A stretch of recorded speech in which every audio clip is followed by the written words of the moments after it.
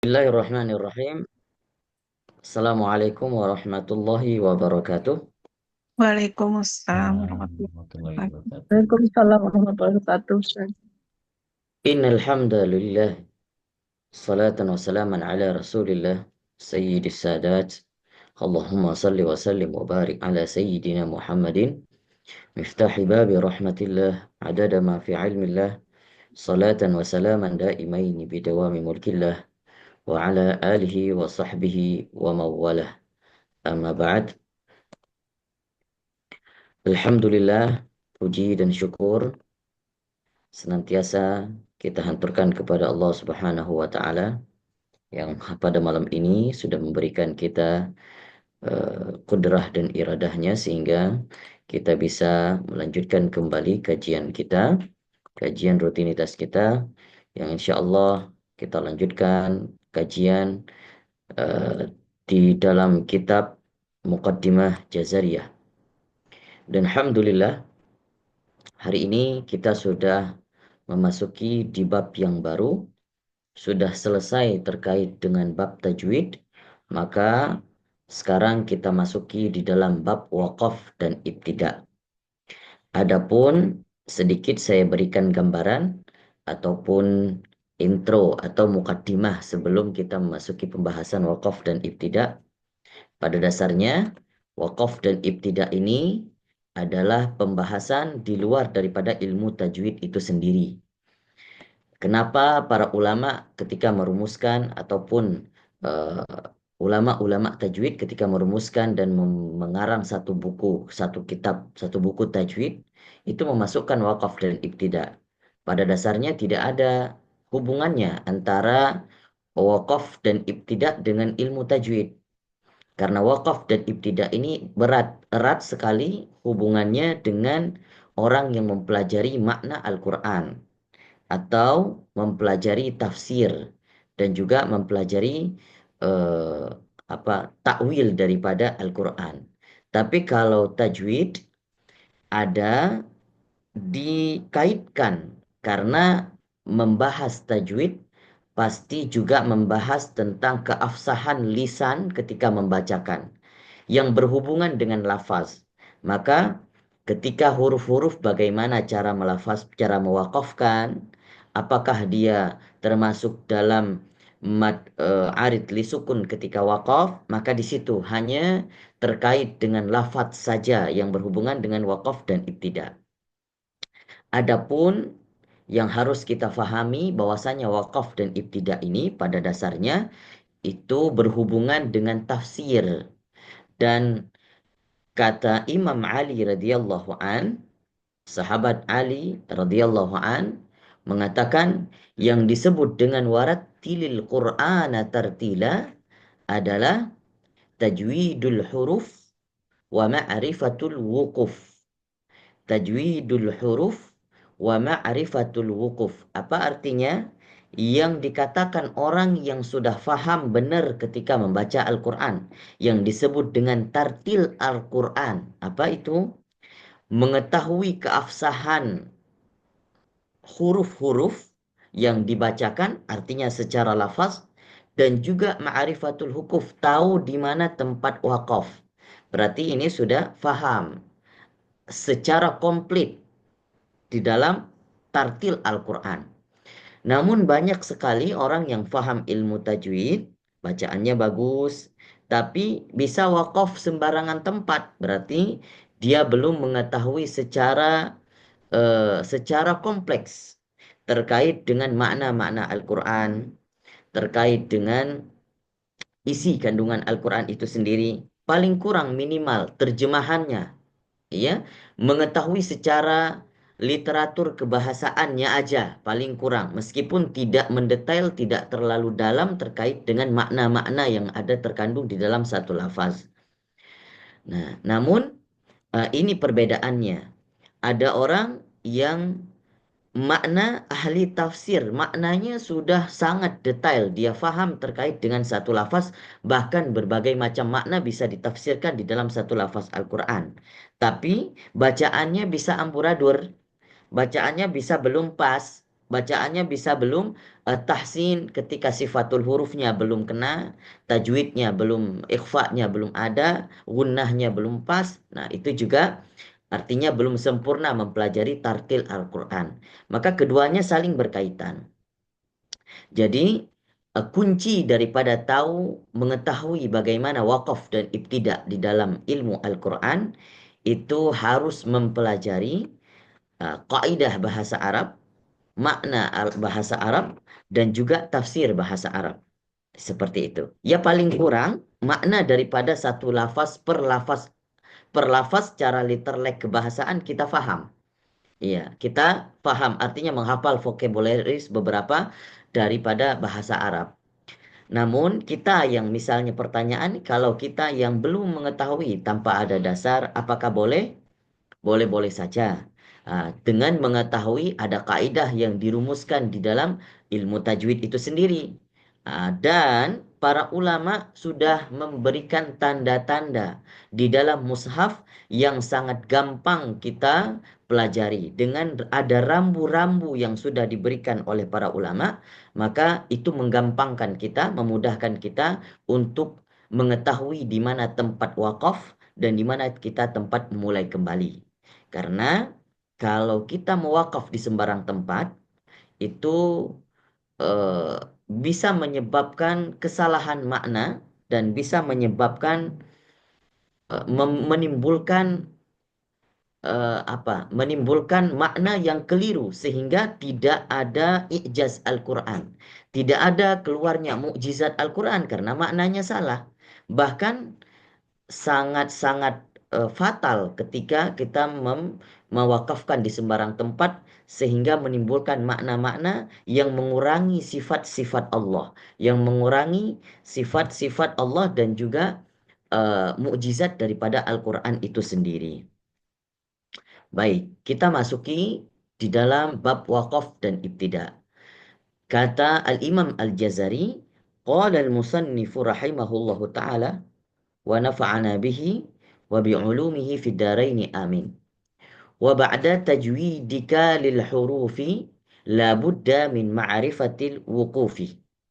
Setelah mengetahui tajwid daripada huruf-huruf, ya, la budda maka seharusnya pembelajaran seharusnya itu yang harus dipelajari tentang pengetahuan yaitu tentang wakaf, tempat berhenti bacaan. Kemudian wal ibtida'i wahya tuqsamu idzan, dan mengetahui tentang ibtida. Jadi bukan tentang wakaf saja, tentang ibtida. Ini secara kompleks satu kesamaan. Saling melengkapi. Kalau kita sudah mengetahui wukuf, tempat wakaf, ya sudah pasti kita mengetahui tempat memulainya. Wahya tuqsamu idzan, dan dia terbagi kepada, kita berbicara dulu terkait dengan wakaf. Terbagi kepada tiga. Salasatan.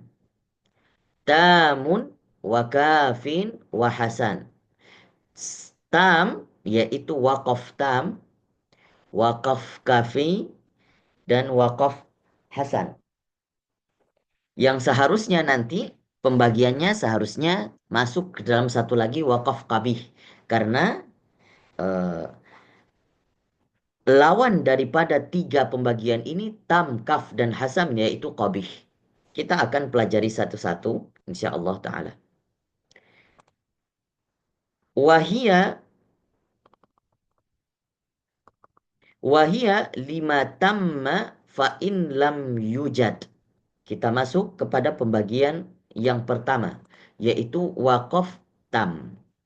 Namun kalau kita bahas sebelum kita memasuki wakaf tam, jadi kalau kita lihat pembagian wakaf itu sebenarnya ada 5 atau 6 macam.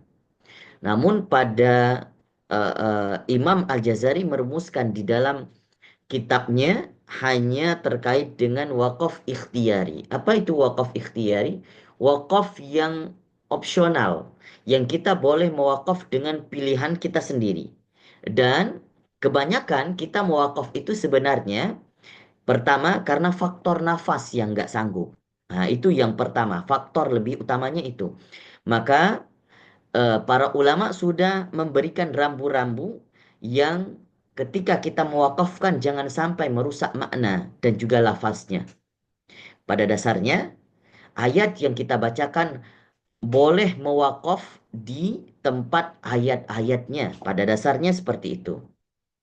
Dan boleh mewasol tidak ada batasannya. Artinya kita boleh melanjutkan ayat demi ayat, ndak wasol, ndak wakaf-wakaf, boleh wasol selama sepanjang nafas kita. Boleh.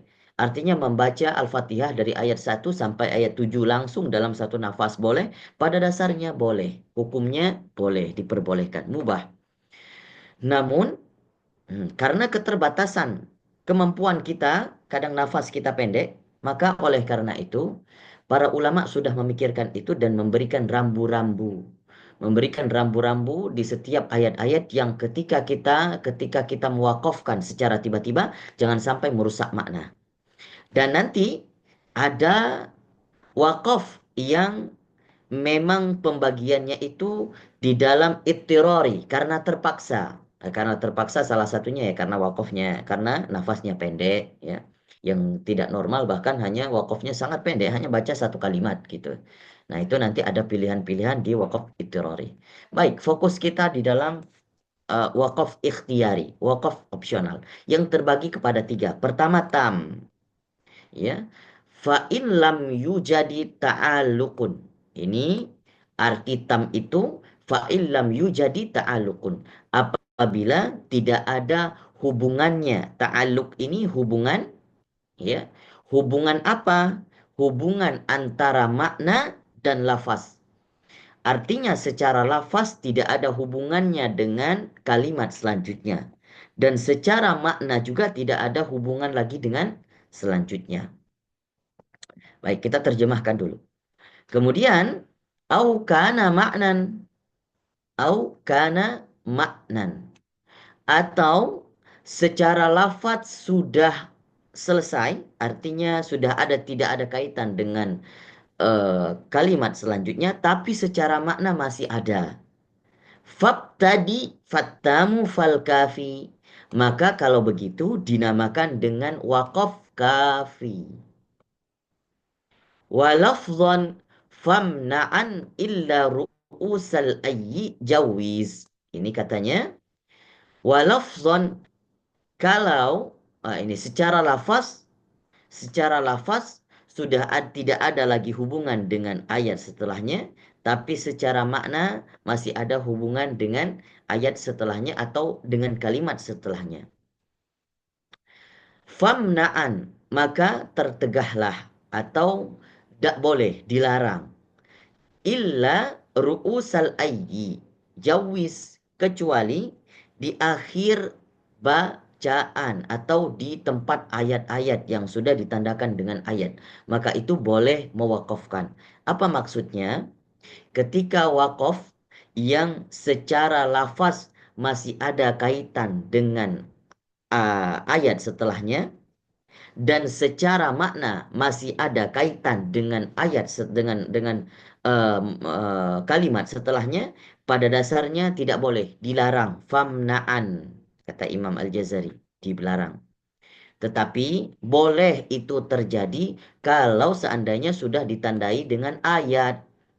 Kalau sudah ada ayat boleh, meskipun ada hubungan dengan makna ataupun secara lafaz masih ada hubungan dengan kalimat setelahnya, tapi kalau sudah ditandai dengan ayat, maka jawiz boleh. Kalau begitu apa dinamakan? Fal hasan. Maka namanya ada waqaf hasan. Baik, secara gampangan kita melihat secara rinci satu demi satu dan juga contoh-contohnya. Baik, 77 dan 78 insya Allah akan kita lanjutkan di pertemuan selanjutnya. Kita bahas satu demi satu. Wakaf tam atau wakaf sempurna. Ya, bisa dikatakan wakaf sempurna. Secara bahasa tam itu sempurna. Bila kata terakhir yang kita berhenti padanya tidak ada kaitan dengan kata selanjutnya, baik kaitan secara lafaz atau secara makna, dua-duanya tidak ada. Itu dinamakan dengan wakaf tam. Baik. Contohnya apa? Nah, kita bahas. Fa in qataluukum faqtuluhum. Maka wakaf tam itu kebanyakan tandai dengan rambu-rambu seperti ini. Ini apa bacanya? Waqaf aula. Ditandai dengan qaf, lam, dan ya. Artinya apa? Waqaf aula. Lebih baik waqaf. Ini waqaf tam. Kalau kita artikan, fa in qatalukum, maka fa in qatalukum, maka jika mereka membunuhmu, ya, atau memerangimu, faqtuluhum, maka perangilah mereka. Secara makna sudah tidak ada lagi kaitan dengan setelahnya. Kadzalika jazaul kafirin. Maka demikianlah secara lafaz juga tidak ada hubungan dengan setelahnya. Lafaz dan makna sudah selesai. Demikianlah pembalasan orang-orang kafir, ya.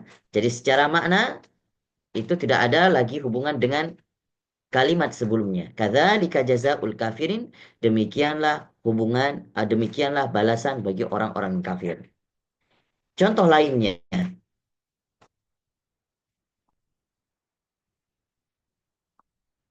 baik.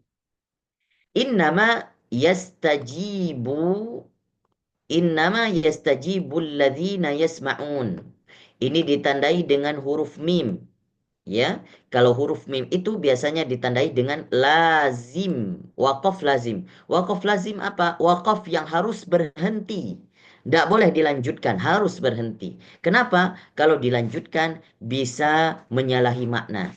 Apalagi, kayak maksudnya begini. Kalau dilanjutkan boleh-boleh saja, tapi lebih baik berhenti. Begitu ya. Apalagi lazim itu tingkatannya sudah paling tinggi, harusnya berhenti. Karena secara makna sudah tidak ada hubungannya lagi dari setelah yasma'una dengan wal mauta. Ini tidak ada lagi hubungan. Makna dan lafaz tidak ada lagi hubungannya. Kita artikan, coba kita artikan. Innama, sesungguhnya atau hanya saja, yastajibul ladzina yasma'un. Ya, sesungguhnya atau hanya saja diterima atau bisa diterima doa-doa orang-orang yang bisa mendengar, ya. Artinya bisa mendengar, bisa masih hidup. Hanya saja doa-doa yang diterima adalah doa orang yang masih mendengar, masih bisa mendengar, artinya masih hidup. Wal mauta, dan orang yang mati, ya ba'athuhumullah, akan dibangkitkan Allah, summa ilaihi yurja'un, nanti pada hari kemudian akan dikembalikan kepadanya. Ini antara yasma'una wal mauta tidak ada hubungannya. Apalagi kalau diwakaf di wal mauta, ini rusak sekali maknanya. Jadi wakaf kabih. Kenapa? Kalau kita artikan sesungguhnya yang diterima doa adalah doa orang-orang yang mendengar dan orang yang mati. Masa orang yang mati bisa berdoa? Tidak mungkin. Jadi ini sudah menyalahi makna. Ya, jadi artinya lebih baik kalau sudah wakaf tam maka diwakafkan. Ditandai dengan huruf mim, itu wakaf lazim. Dan wakaf tam itu juga bisa dikatakan sudah berhenti membahas satu topik, satu cerita dengan topik yang lain setelahnya. Dan itu biasanya di dalam mushaf kita ditandai dengan huruf ain. Tapi bisa dipastikan setiap ain yang ada di dalam Al-Quran itu berarti sudah selesai membahas satu cerita atau satu rangkaian topik. Tapi tidak semua, setiap ain itu membahas satu topik. Enggak. Saya ulangi, setiap ain yang ada di dalam Al-Quran bisa dipastikan bahwa itu sudah membahas satu topik atau satu rangkaian cerita. Bisa dipastikan. Tapi setiap ain yang ada di dalam Al-Quran belum tentu membahas di dalamnya satu topik. Bisa jadi 5 topik di dalamnya. Atau bisa jadi 6 topik di dalamnya. Ya artinya setelah setiap satu topik atau satu rangkaian cerita bisa saja tidak ditutup dengan ain. Tidak ditandai dengan ain. Tapi setiap ain dalam Al-Quran yang sudah ditandai, maka itu bisa dipastikan itu bisa menandakan mengakhiri satu topik atau satu rangkaian cerita. Baik, kita masuki ke dalam wakaf kafi. Tingkatan kedua, wakaf tam ini wakaf yang paling sempurna. Tingkatan kedua namanya adalah wakaf kafi. Wakaf kafi adalah wakaf di antara kata mana kita berhenti dengan kata setelahnya masih memiliki kaitan makna bukan lafaz. Ini wakaf kafi.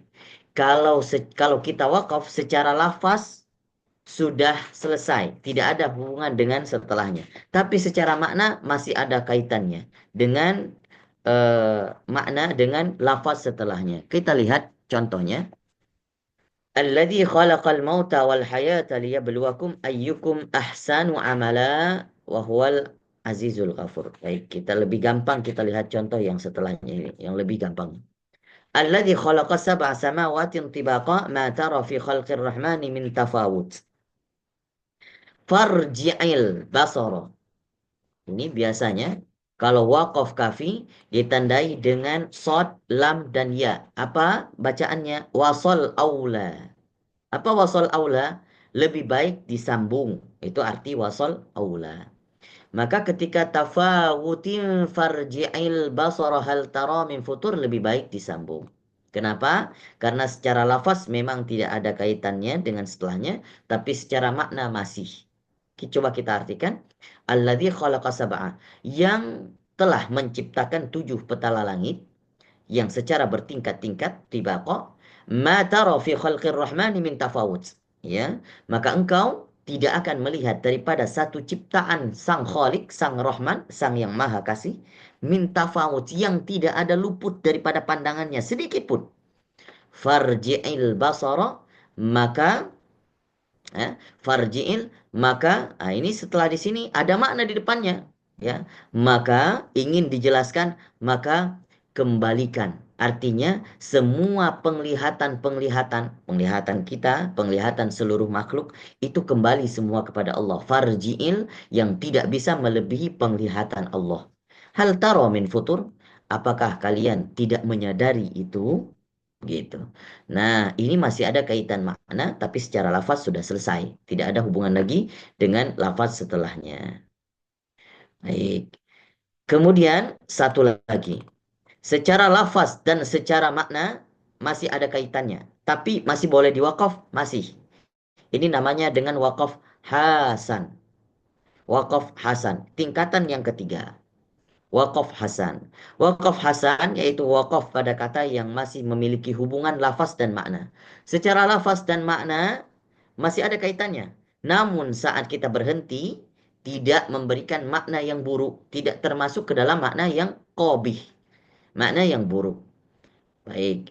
Tapi juga bisa dipahami dengan baik artinya. Nah, ini tingkatan yang ketiga. Pertama wakaf tam, kalau kita mau wakaf, wakaflah di wakaf tam. Oh, kalau misalnya mau memilih di wakaf hasan, memilih di wakaf kafi, boleh, masih diperbolehkan. Kalau memilih di wakaf hasan juga boleh. Tapi lebih baik apa? Tetap lebih baik di wasol. Kita lihat contohnya, wakaf hasan. Bismillahirrahmanirrahim. Coba kalau kita bahas Bismillahirrahmanirrahim. Kita wakaf di kalimat yang ditandai warna merah. Bismillah. Ya, Bismillah. Kita wakaf. Bismillah. Ar-Rahmanir-Rahim. Misalnya begitu. Maka apakah boleh? Masih boleh. Kenapa? Secara lafaz boleh. Bismillah. Secara makna pun masih Bismillah dengan nama Allah. Sudah tidak akan memberi efek yang buruk.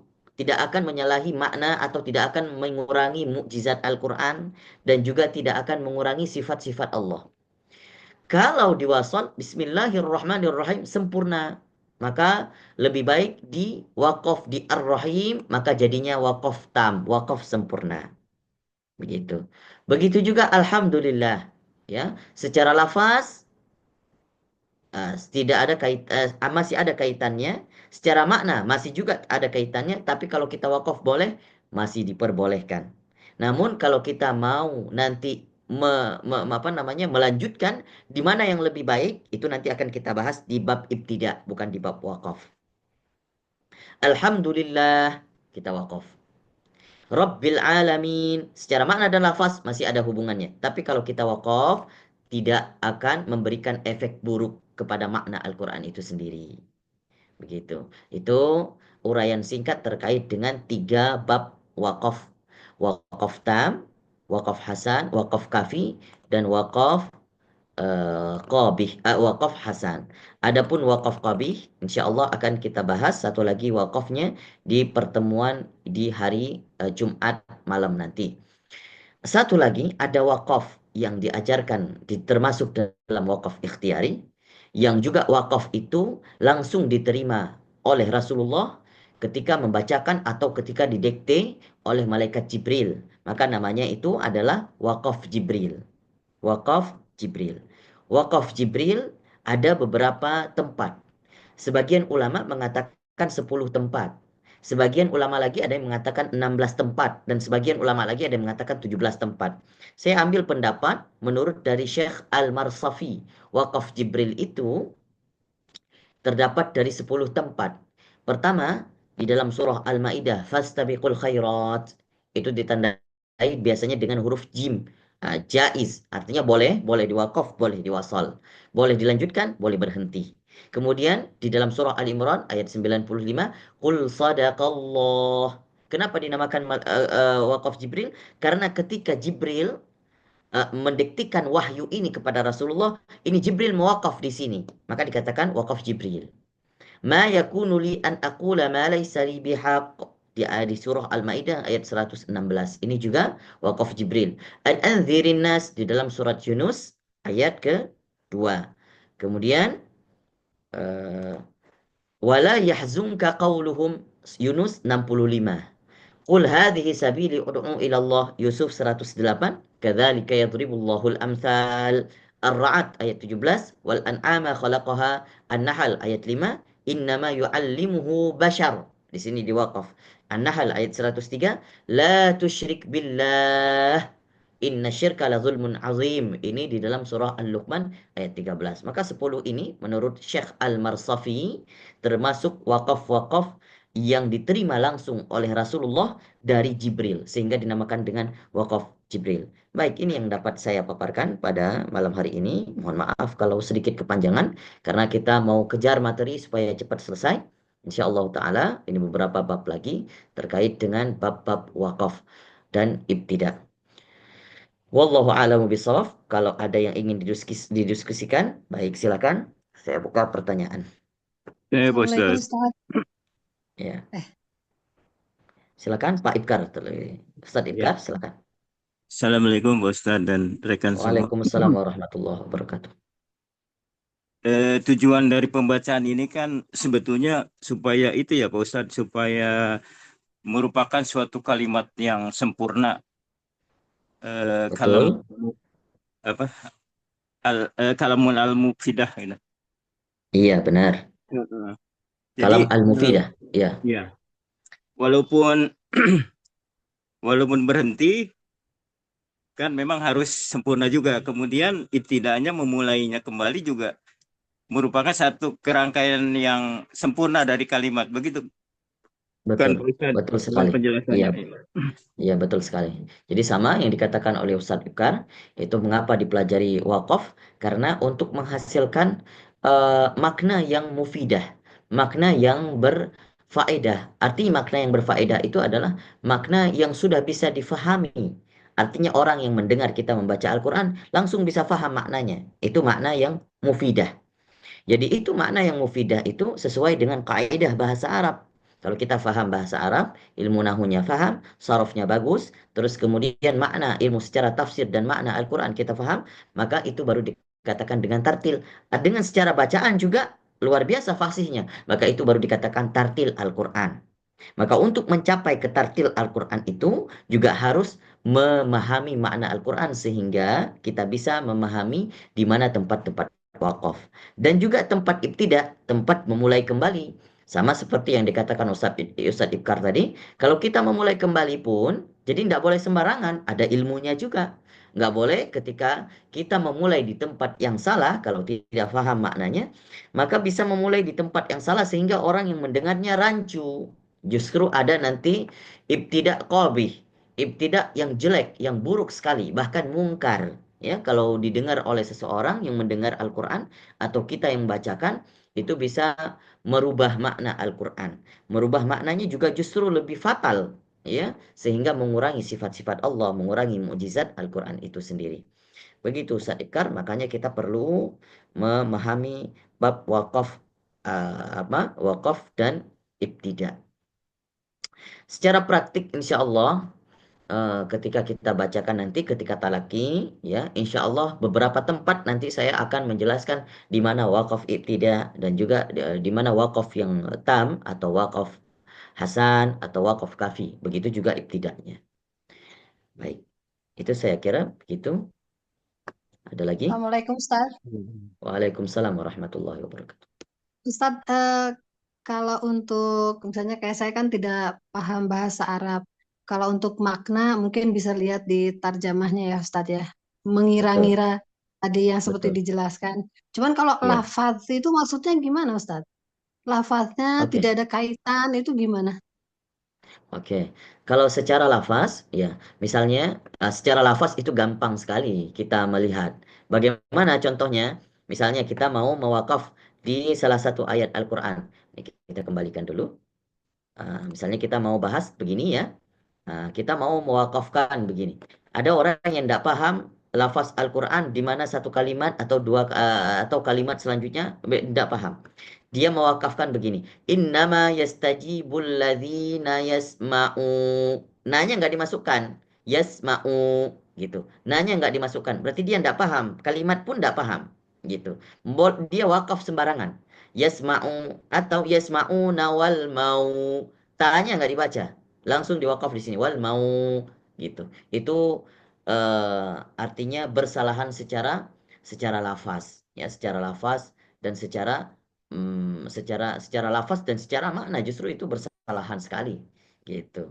Jadi kalau secara makna mungkin kalau orang awam itu tidaklah tersampai-sampai awam banget sehingga lafaz pun tidak kenal ketika diwakaf. Kalau kita mungkin mudah-mudahan mungkin hanya awam di bagian maknanya saja karena mungkin kekurangan penguasaan makna di dalam bahasa Arab atau arti vocab daripada bahasa Arab itu sendiri sehingga kita tidak tahu arti ketika kita membacakan Al-Quran.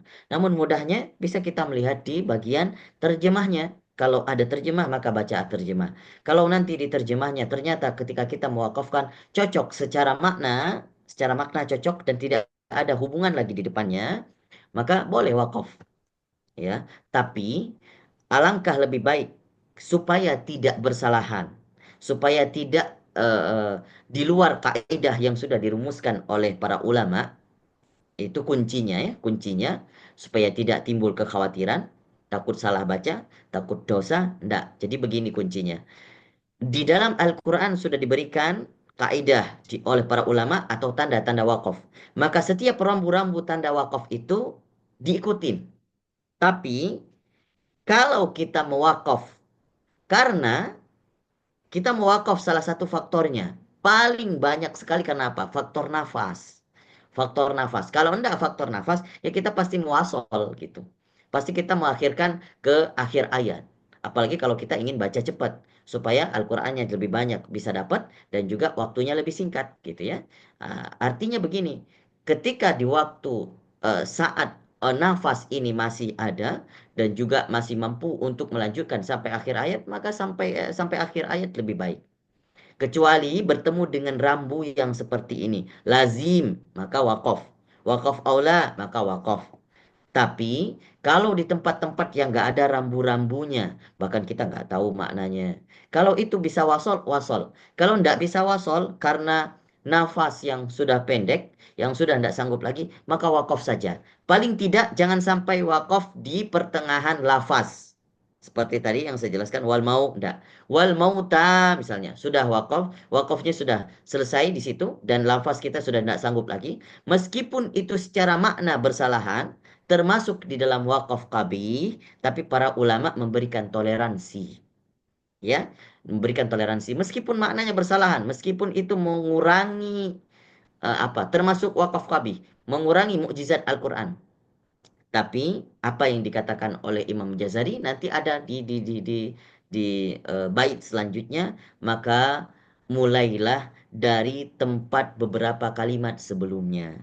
Jadi itu bisa menutup kekurangan kita yang wakaf di sembarangan tempat karena faktornya apa? Mudarat. Mudaratnya apa? Terpaksa karena nafas kita sudah pendek.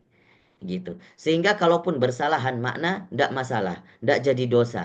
Tapi alangkah lebih baiknya sesuai adabnya kita mulai dari beberapa ayat sebelumnya atau kalimat-kalimat sebelumnya yang apabila pun kita mulai ibtidak itu, kalau bisa ya jangan sampai menyalahi lafaz dan lebih sempurnanya lagi jangan sampai menyalahi makna.